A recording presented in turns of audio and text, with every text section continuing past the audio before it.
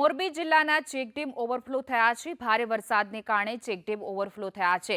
વાંકાનેરના પંચસિયાના ચેકડેમના દ્રશ્યો સામે આવ્યા છે કે જ્યાં અવિરત પાણીનો પ્રવાહ જોવા મળી રહ્યો છે। ચેકડેમ છે આખે આખો છલોછલ ભરાઈ ગયો છે।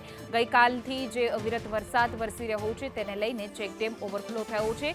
વાંકાનેરના પંચસિયા નજીકનો ચેકડેમના આ દ્રશ્યો કે જ્યાં પાણીનો ફૂલ પ્રવાહ આવી રહ્યો છે। ઉપરવાસમાં જે રીતે અવિરત વરસાદ વરસી રહ્યો છે તેને લઈને સતત પાણીની આવક થઈ રહી છે, જેથી ખેડૂતોમાં પણ એક તરફ ખુશી છે કારણ કે પાકને જીવનદાન મળ્યું છે અને આખું વર્ષ પાણી મળતું રહે તેવી આશા સેવી રહ્યા છે।